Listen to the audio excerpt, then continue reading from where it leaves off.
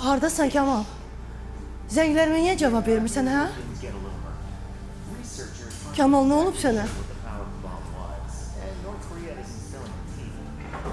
Ay Kemal, nə olub?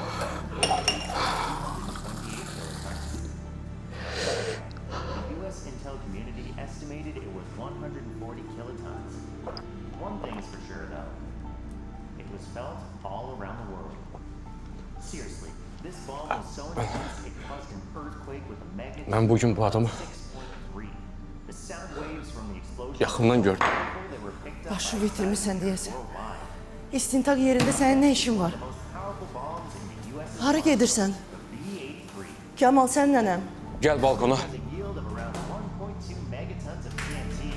But what does that mean exactly? Well, let's break it down. You don't need to be a nuclear physicist to know you want to be far away from one of these. Once it hits, it'll create blast waves with a force of about 180 metric tons